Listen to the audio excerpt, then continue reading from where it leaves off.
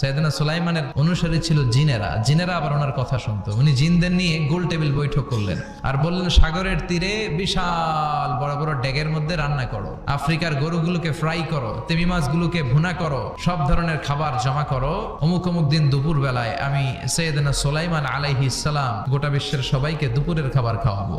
জিনেরা বড় বড় পাতিলে রান্না করা শুরু করে দিল। রাতে রাতে সাগরের তীরে 40 কিলোমিটার এরিয়ার মধ্যে রান্নার স্তূপ। যেদিন খাওয়ানো হবে ওই দিন সবাই এসেছে। সাইয়েদনা সুলাইমান উদ্বোধনী ভাষণ দিবেন। পাখিগুলো লাইন ধরবে এদিকে, মানুষগুলো লাইন ধরবে এদিকে, সবাই লাইনে লাইনে এসে খাবার খেয়ে যাও। সাগরের ভেতর থেকে বিশাল এক তিমি মাছ এসে বলে, সুলাইমান আমি লাইন মানি না। তো সাইয়েদনা সুলাইমান জিনদের আদেশ করে দিল, যাও আফ্রিকার একটা রোস্ট করা একটা গরু তিমি মাছের পেটের ভিতরে ঢুকায় দাও। তিমি মাছ বলল, সুলাইমান আমি হা করে রাখবো আমার মুখটা, যতক্ষণ না আমার পেট না ভরে তুমি খাবার দিতে থাকবা, পেট ভরে গেলেই মুখ বন্ধ করে ফেলবো।